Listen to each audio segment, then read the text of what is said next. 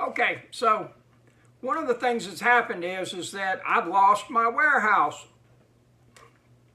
I've had a really good run at it, had a fantastic space at a very low rate for about 8 years, and I knew eventually they were going to come to me and say, hey, either we need to go way up on the rent or you got to go. And business is good, and where it's at, they want that space to be able to move some of their stuff into, so we get it.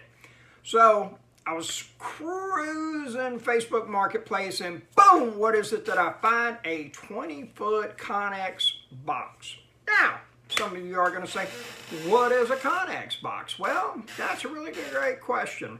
They are a box that goods are shipped transcontinental, so to speak, but basically they go on ships. It's a big box with doors, looks like the back doors on a semi-trailer, and they make them real strong, and they have different grades of boxes that they do. Now, the one that I bought is just basically run-of-the-mill. It does have a good seal, it's watertight, the roof is good, so there you have it. I paid, I think, $2,100 for it, and I've spent $300 getting it moved around, so we're all in at $2,400 bucks, okay? And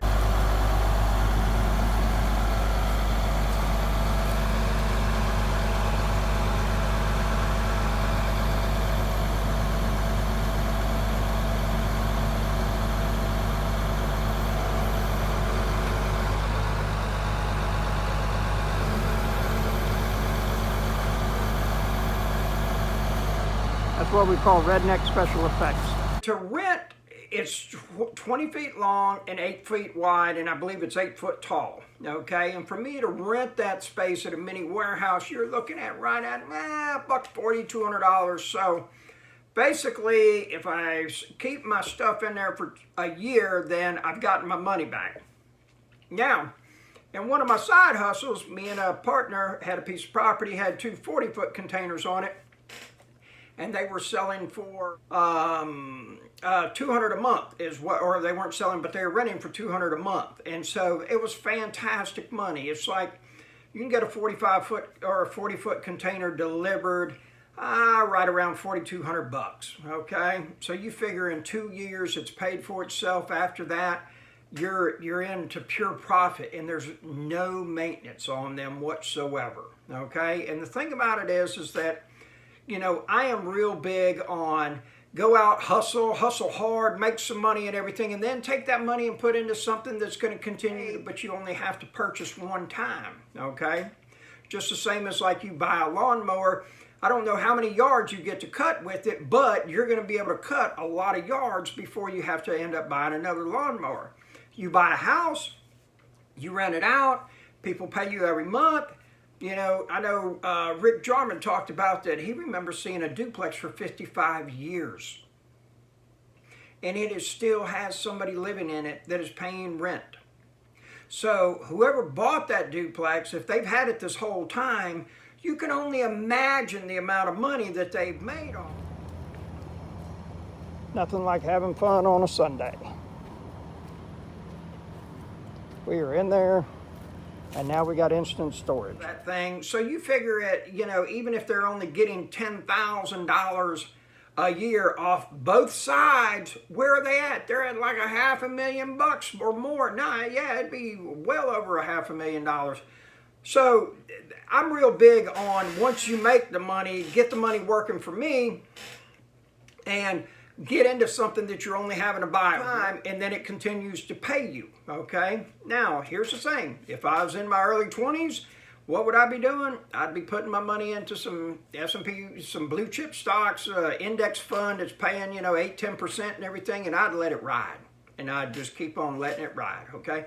Well, I don't have that time. I want to be done in 4 years. I want to be downshifting big time and starting to build some motorcycles, have some fun, take some trips, and do stuff like that, okay? So for that to happen, I've got to be invested in something that makes a much bigger return. So what do? We buy houses, we fix them up, and then we put residents in them, give them a nice home at a good price, and away we go. So there you have it. But again, if you got a piece of property and set a few of these containers on it and everything and started renting them out, That's a good business to be in. You know, mini warehouse, storage buildings, phenomenal returns. Doing an arc where all you got to worry about is the electrical, the sewer, and the roads, and that's virtually it.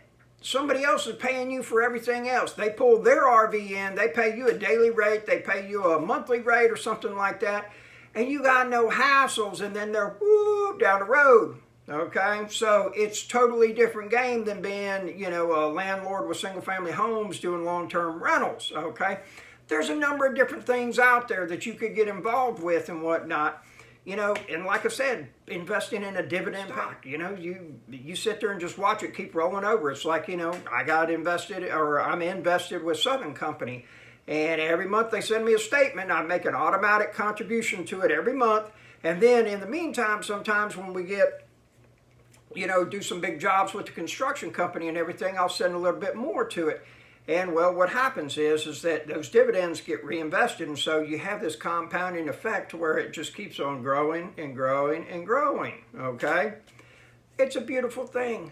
You're making money while you sleep. Okay, and that's the whole thing is that we want to be in a position where we're not having to get out, hammer nails, sling tools, you know, do all of that kind of stuff unless we choose to. And it's a beautiful thing when you get into a position, and I'm not too big on cussing, but when you have FU money. And what that means is that, you know what? I don't have to put up with your crap. I'm out. I'm done. Okay? And I'll never forget the first time I experienced that.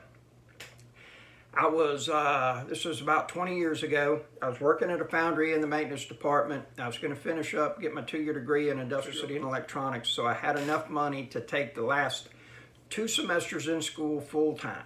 Okay? There's only one other place in this town that paid better than that. This was a great job, paid well.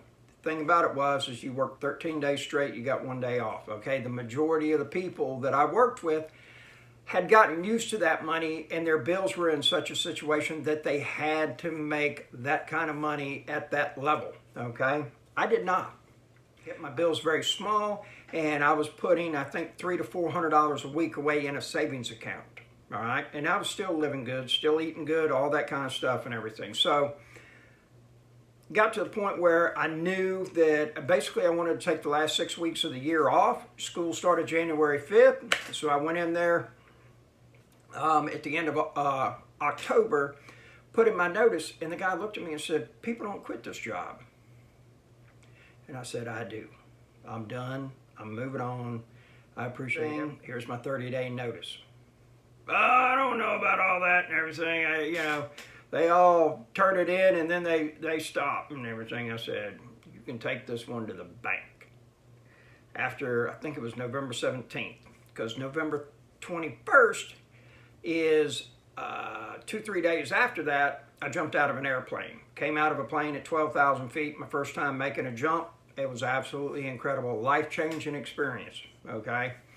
The thing about it is that so many people gotten, and when we were in the break room or we were in the tool crib and we were talking amongst ourselves, and man, they were, you know, I got this new rifle and this $1,000 scope, we got this new four-wheeler of $6,000, got this new lift kit on the truck, and, you know, this, that, and everything, and, you know, everybody was spending that money because they were making big money. The thing about it is that, you know, themselves into a position that they had to make that kind of money, you know, and virtually nobody was talking about 401ks or, you know, any type of passive income or anything of that nature. If they were, those weren't conversations that I was aware of, because at that point I still had not purchased a rental property. I had been involved in a mutual fund, but that's a whole nother video. So that's a beautiful thing when you're in a position where you can say, "I don't have to put up with this. I'm leaving. Have a good day. I'm not dependent on this job. I don't have to put up with your crap." And therefore, you start to figure out about the golden rule. And the golden rule is the one with the gold makes the rules. And if you're in a position that you're in and you don't have to worry about somebody else giving you gold, then you've got a lot of leverage in your life and you're able to call the shots. So this is what we've done on this Sunday. It's going to be a jam-packed week coming up. Hope you have a phenomenal day. Take care. It's Rental Robert with the Hustle Nation. bing, bing. Do me a favor, hit that like button and subscribe and tell all your friends about us.